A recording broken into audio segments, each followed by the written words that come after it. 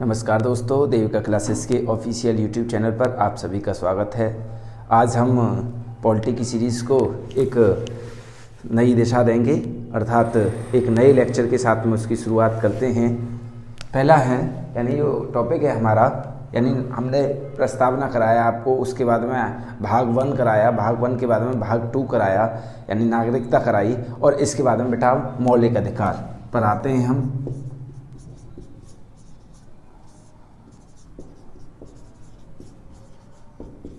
मौलिक अधिकार, अब आपको पता ही होगा, ये छोटी छोटी बातें तो आपको पता ही होंगी कि मौलिक अधिकार कहाँ से लिया गया था बेटा, यूएसए से लिया गया। और ये किस पार्ट में आता है, यानी मौलिक अधिकार संविधान के भाग 3 में आता है।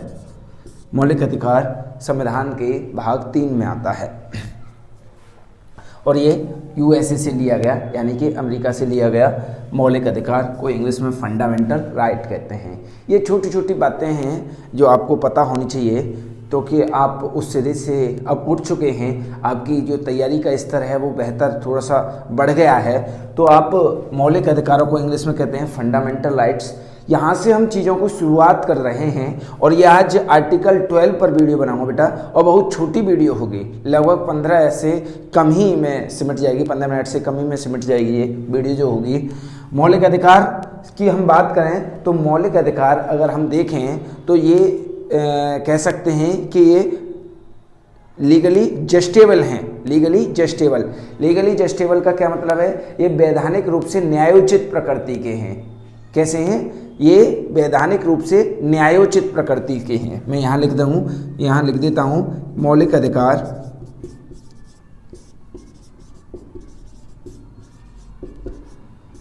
अधिकार ये आपको दिखाई दे रहा होगा। मौलिक अधिकार वैधानिक रूप से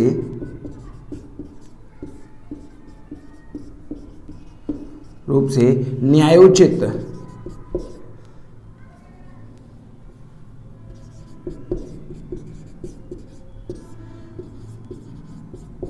प्रकृति के हैं। ठीक है बेटा, मौलिक अधिकार वैधानिक रूप से न्यायोचित प्रकृति के हैं। अब आप इस चीज को समझेंगे कि न्यायोचित प्रकृति क्या है, वैधानिक रूप से न्यायोचित प्रकृति यानी न्यायोचित क्या है। तो आप लौट करके जाइए, प्रस्तावना की वीडियो देखिए जा करके, मैंने उसमें बताया था कि न्यायोचित क्या होता है और अन्यायोचित क्या होता है। वहाँ पर कह सकते हैं कि जो मौलिक प्रस्तावना जो थी वो अन्यायोचित प्रकृति की थी और ये है न्यायोचित प्रकृति की। अर्थात ये कह सकते हैं कि यदि हमारे मौलिक अधिकारों का हनन होता है, तो हम सीधे कोर्ट में जा सकते हैं और सरकार हमारे मौलिक अधिकारों का हनन नहीं कर सकती है। सरकार हमारे मौलिक अधिकारों का हनन नहीं कर सकती है। जो बातें मौलिक अधिकार में लिखी हुई हैं वो सरकार को माननी ही पड़ेंगी। जहां सरकार कह सकते हैं कि उन बातों को मानने के लिए जैसे आपने देखा, चीजों को समझिए, मौलिक अधिकार वैधानिक रूप से न्यायोचित प्रकृति की है। तो यहां केवल इतना समझिए, आपने एक शब्द और सुना होगा, मौलिक कर्तव्य। दोनों में अंतर ये है, ये भी राज्य के नीति निदेशक तत्व, राज्य के यानी कह सकते हैं नीति निदेशक तत्व जो हैं। ठीक है, राज्य के नीति निदेशक तत्व भी हमारे कुछ अधिकार हैं। राज्य के नीति निदेशक तत्वों में भी सरकार ने, संविधान ने हमें अधिकार दिए हैं, लेकिन राज्य के नीति निदेशक तत्वों की जो प्रकृति है वो वैधानिक रूप से अन्यायोचित प्रकृति की है बेटा, अन्यायोचित प्रकृति की। अर्थात अब इसे इस भाषा में समझिए कि राज्य के जो नीति निदेशक तत्व हैं उनको सरकार माने या न माने, ये सरकार के ऊपर डिपेंड करता है, हम उसके ऊपर कोई दबाव नहीं डाल सकते। लेकिन जो मौलिक अधिकार हैं, मौलिक अधिकार में जो बातें मूल रूप से लिखी हुई हैं उनको सरकार को मानना ही पड़ेगा। यही है वैधानिक रूप से न्यायोचित प्रकृति। That's clear. इतनी बात मुझे लगता है आपकी समझ में आ गई होगी। एक ग्रेनविल ऑस्टिन नाम के व्यक्ति थे, ग्रेनविल ऑस्टिन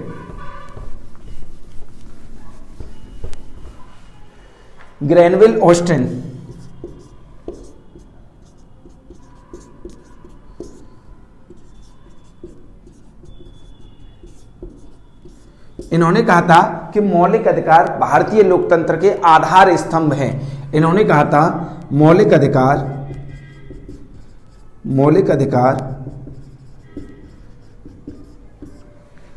भारतीय लोकतंत्र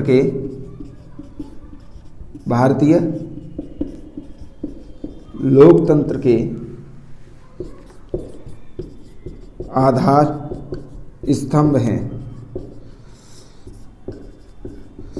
ये जो मौलिक अधिकारों की वीडियो है, यानी ये एक तरीके से ये समझ लीजिए कि ये पूरी सीरीज जाएगी, इसमें काफ़ी वीडियो मिलेंगी आपको, क्योंकि मैं एक एक आर्टिकल को आपको बड़ी डिटेल से समझाने का प्रयास करूंगा। आज हम ये केवल छोटी छोटी बातें हैं जो मैं आपको बता रहा हूं और यहाँ से आपका इंटरेस्ट क्रिएट करने का प्रयास कर रहा हूँ बेटा। तो ग्रेनविल ऑस्टिन ने कहा था कि मौलिक अधिकार भारतीय लोकतंत्र के आधार स्तंभ हैं। ये सभी चीज़ें आप नोट करते चलिए, ये सभी चीजें आप नोट करते चलिए, समझते चलिए।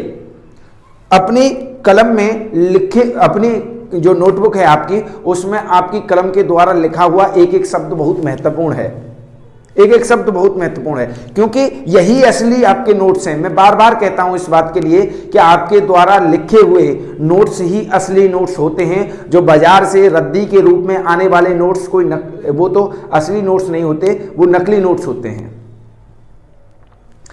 अब हम बात करते हैं मौलिक अधिकारों की। तो मौलिक अधिकारों को हम कई भाग बांटते हैं। एक सामान्य संवर्ग के मौलिक अधिकार, सामान्य संवर्ग के मौलिक अधिकार,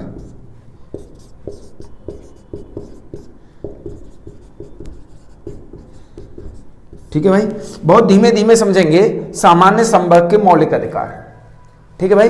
दूसरा है मूल संवर्ग के मौलिक अधिकार, मूल संवर्ग के मौलिक अधिकार,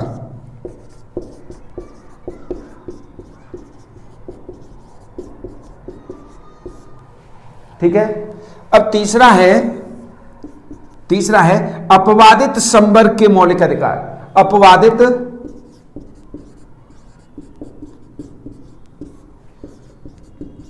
संवर्ग के मौलिक अधिकार,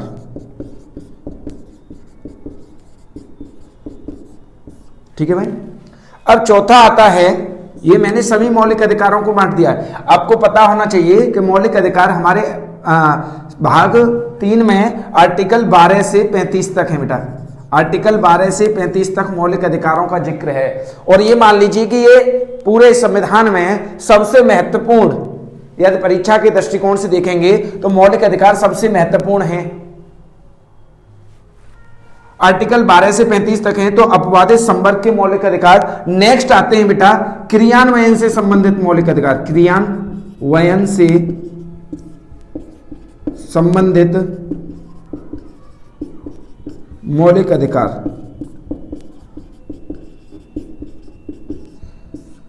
क्रियान्वयन से संबंधित मौलिक अधिकार, यानी सामान्य संवर्ग के मौलिक अधिकार, मूल संवर्ग के मौलिक अधिकार, अपवादित संवर्ग के मौलिक अधिकार और क्रियान्वयन से संबंधित मौलिक अधिकार। ये चीजें आपको समझनी जरूरी हैं। अब देखिए सामान्य संवर्ग के मौलिक अधिकारों में हम कौन कौन से आर्टिकल पढ़ेंगे बेटा? हम आर्टिकल पढ़ेंगे इसमें आर्टिकल 12 और आर्टिकल 13। आर्टिकल 12 और आर्टिकल 13 के बारे में हम सामान्य संवर्ग के मौलिक अधिकारों में पढ़ेंगे। मूल संवर्ग के मौलिक अधिकारों में क्या क्या पढ़ेंगे हम? मूल संवर्ग के मौलिक अधिकारों में वो पढ़ेंगे जो आप पढ़ते आते हैं, जो आप पढ़ते आते हैं। जैसे मूल संवर्ग के मौलिक अधिकारों में टोटल आप जैसे कि कह सकते हैं समानता का अधिकार, समानता का अधिकार, ठीक है भाई, समानता का अधिकार। इसके बाद में है स्वतंत्रता का अधिकार, स्वतंत्रता का अधिकार। तीसरा है स्वतंत्रता के अधिकार के बाद में समानता का अधिकार, स्वतंत्रता का अधिकार, शोषण के विरुद्ध अधिकार, शोषण के विरुद्ध अधिकार, शोषण के विरुद्ध अधिकार। नेक्स्ट है इसके बाद में धार्मिक स्वतंत्रता का अधिकार, धार्मिक स्वतंत्रता का अधिकार। इसके बाद में है धार्मिक स्वतंत्रता के अधिकार के बाद में कह सकते हैं सांस्कृतिक एवं शैक्षणिक अधिकार, सांस्कृतिक एवं शैक्षणिक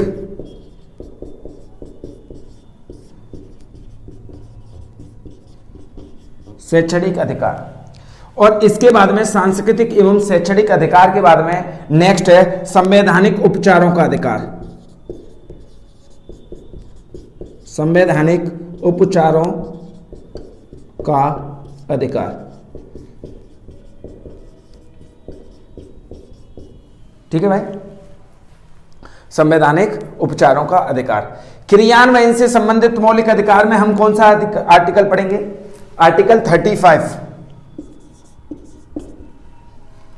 इसमें कौन से पढ़ेंगे? अपवादित वालों में article 31A, article 31B, article 31C, इस चीज को समझना, आर्टिकल 33, आर्टिकल 34 और एक और पढ़ेंगे इसमें आर्टिकल 358 और आर्टिकल 359। ये दोनों आर्टिकल्स मौलिक अधिकारों में नहीं आते। आर्टिकल 358 और आर्टिकल 359 ये मौलिक अधिकारों में नहीं आते, लेकिन फिर भी हम इसे अपवादित संवर्ग के मौलिक अधिकारों को मानते हुए इनका जिक्र यहीं कर लेंगे। ठीक है भाई, ये है, मैंने एक आपको पृष्ठभूमि कह सकते हैं कि ये एक ब्यौरा दे दिया मौलिक अधिकारों को कैसे पढ़ेंगे। तो आज हमारे जो चर्चा होगी आर्टिकल 12 पर होगी बेटा, आर्टिकल 12। अगली वीडियो आर्टिकल 13 पर आएगी। ये वीडियो है आर्टिकल 12 पर और ये वीडियो है आर्टिकल 13 पर। दैट्स के लिए अगली जो वीडियो आएगी ये है 12 पर। तो सामान्य संवर्ग के मौलिक अधिकार से हम शुरुआत करते हैं। इसे आप लिख लीजिए, एकदम बाकायदा नोट्स बना लीजिए। मैं आपको आश्वासन दिलाता हूं कि बहुत अच्छे तरीके के उम्दा नोट्स बनकर के आपके निकलेंगे जब ये चैप्टर पूरा कंप्लीट हो जाएगा। तो वीडियो मैं बहुत धीमे धीमे डालता हूं, 2-3 दिन में एक वीडियो, क्योंकि समय का थोड़ा सा अभाव है, आपके लिए समय निकालना पड़ता है। आज ज्यादा बातें तो मैं करता नहीं हूं, आपको पता है, क्योंकि आपका जो समय है वो बहुत कह सकते हैं कीमती है। इसीलिए मैं फालतू की बातें ज्यादा करना नहीं चाहता। आर्टिकल 12 की बात करेंगे तो बेटा अब यहां से ये वीडियो बहुत छोटी है। आर्टिकल 12 ये साफ साफ कहता है कि राज्य की परिभाषा, राज्य की परिभाषा। और राज्य की परिभाषा क्या, कैसा राज्य, कौन सा राज्य, किसे राज्य माने अपना। यहां से ये क्वेश्चन उठते हैं कि राज्य की परिभाषा किसको माने, क्या माने, कौन सा राज्य होगा। तो राज्य की परिभाषा में हमें 4 चीजें देख रखी हैं। एक केंद्रीय प्राधिकारी, केंद्रीय प्राधिकारी, ठीक है भाई, केंद्रीय प्राधिकारी। दूसरा है राज्य प्राधिकारी, राज्य प्राधिकारी, ये ऐसे कर सकते हैं, कैसे भी बना लीजिए इसे, राज्य प्राधिकारी। तीसरा है स्थानीय प्राधिकारी, स्थानीय प्राधिकारी। और चौथा है अदर, यानी कि कह सकते हैं कुछ अलग से प्राधिकारी, इसे अदर अथॉरिटीज कह सकते हैं हिंदी में, अदर, इंग्लिश में अदर अथॉरिटी, अन्य प्राधिकारी, ऐसे हिंदी में इसे कहेंगे अन्य प्राधिकारी। ठीक है भाई, अन्य प्राधिकारी। इसे क्या कहेंगे, सेंट्रल अथॉरिटी, सेंट्रल अथॉरिटी। इसे क्या कहेंगे, स्टेट अथॉरिटी, स्टेट अथॉरिटी। ठीक है भाई। स्थानीय प्राधिकारी को कहेंगे लोकल अथॉरिटीज, लोकल अथॉरिटी, और इसे अदर अथॉरिटी। तो बेटा राज्य की परिभाषा में ये सारी चीजें आती हैं केंद्रीय प्राधिकारी, राज्य प्राधिकारी, स्थानीय प्राधिकारी और अन्य प्राधिकारी।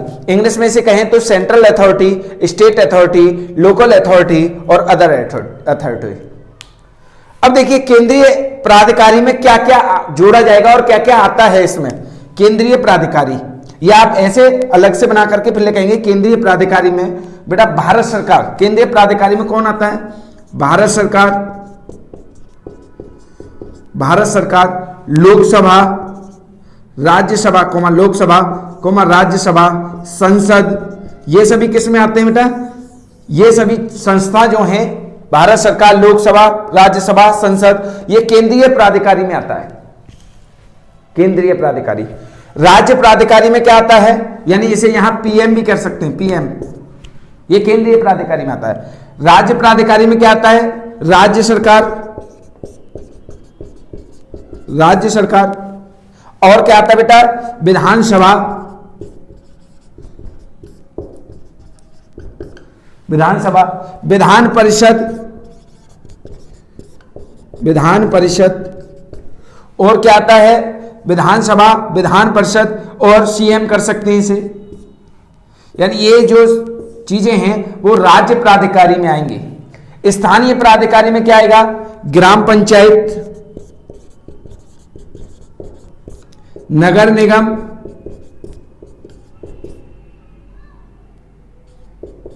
सहकारी संस्थाएं, ये बेटा किस में आएंगी? ये आएंगे आपके स्थानीय यानी लोकल अथॉरिटीज में। बहुत चीजें गिनी चुनी हैं, केवल इन्हीं को पढ़ना है आपको। अदर अथॉरिटी में यानी अन्य प्राधिकारी में क्या आएगा? अन्य प्राधिकारी में वो सभी संस्था जो डायरेक्टली पब्लिक के साथ में जुड़ी हुई हैं, वो सभी संस्था जो डायरेक्टली पब्लिक के साथ में जुड़ी हुई हैं, और कह सकते हैं कि अदर अथॉरिटी में वो सारी संस्थाएं आएंगी जो सुप्रीम कोर्ट कहेगा। जो सुप्रीम कोर्ट कहेगा वो सारी संस्थाएं अदर अथॉरिटी यानी कि अन्य प्राधिकारी में आएंगी। जैसे कि देखिए संविधान निर्माताओं को ये पहले से पता था कि कहीं ना कहीं जो संस्थाएं पब्लिक से डायरेक्टली जुड़ी हुई हैं वो भी कहीं जो जनता है उसके मौलिक अधिकारों का हनन न कर दे। वो संस्था जनता के मौलिक अधिकारों का हनन न कर दे, इसीलिए संविधान निर्माताओं ने कहा कि अदर अथॉरिटी नाम से एक और शब्द इसमें अदर अन्य प्राधिकारी जोड़ा गया, अदर अथॉरिटी जोड़ा गया। और वो संविधान निर्माताओं को पहले से पता था कि जैसे अब देखिए इसमें संस्था में कौन सी आएंगी? LIC, ICAR, ये जो संस्थाएं हैं LIC, ICAR, Indian council of agriculture research, भारतीय कृषि अनुसंधान संस्थान, तो ये सभी क्या हैं? ये डायरेक्टली जनता से जुड़ी हुई हैं। मान के चलिए LIC ने जनता के अधिकारों का हनन कर दिया, इसीलिए बेटा इसे राज्य की परिभाषा में डाल दिया गया। अब यह नोट करके लिखेंगे आप एक चीज लिखेंगे कि सुप्रीम कोर्ट अदर अथॉरिटी में संस्था को यानी ये LIC, ICAR ऐसी संस्थाओं को बढ़ा तो सकता है लेकिन कम नहीं कर सकता। समय समय पर सुप्रीम कोर्ट अन्य प्राधिकारी में संस्थाओं को बढ़ा तो सकता है लेकिन कम नहीं कर सकता, यानी अन्य प्राधिकारी का दायरा कम नहीं कर सकता। तो ये बेटा सभी भारत सरकार, लोकसभा, राज्यसभा, संसद, विधानसभा, विधान परिषद, ग्राम पंचायत, नगर निगम, सहकारी संस्थाएं, ये सभी क्या है? ये सभी राज्य की परिभाषा है, यानी राज्य से संबंधित, इनसे संबंधित यदि कोई बात होगी, इनसे संबंधित कोई बात होगी तो सीधे सीधे राज्य के संदर्भ में वो देखी जाएगी। आर्टिकल 12 केवल इतनी ही बात करता है राज्य की परिभाषा। राज्य की परिभाषा में ये चार चीजें इसने दे रखी हैं: केंद्रीय प्राधिकारी, राज्य प्राधिकारी, स्थानीय प्राधिकारी और अन्य प्राधिकारी। ये सभी चीजें लोकसभा, राज्यसभा, संसद और ज्यादा तो बस यही चीज़ें रिपीट होती रहेंगी। फिर इसके बाद में नेक्स्ट वीडियो में बेटा आर्टिकल 13 पर हम मिलेंगे। तब तक के लिए हमारे चैनल को मुझे कहना पड़ रहा है, आप देखिए आपसे मेरा ये था मोटो कि मैं आपसे कहूँ ना, और आप इस चैनल को आगे बढ़ाएं, शेयर करें, क्योंकि आप जानते हैं कि ये हमारे पास ना तो डिजिटल बोर्ड है ना सारे संसाधन हैं, इसीलिए आप लोगों का ही इसमें थोड़ा सा योगदान हो सकता है। आप इस चैनल को आगे बढ़ाएं, शेयर करें, ज़्यादा से ज़्यादा लोगों को बताएं, लोगों से जोड़ें इस चैनल को।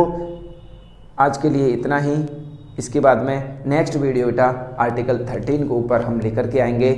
आर्टिकल 13 क्या कहता है, विधि कानून क्या है, ये सारी चीज़ें हम आर्टिकल 13 के ऊपर लेकर के आएंगे। ठीक है, आज के लिए इतना है।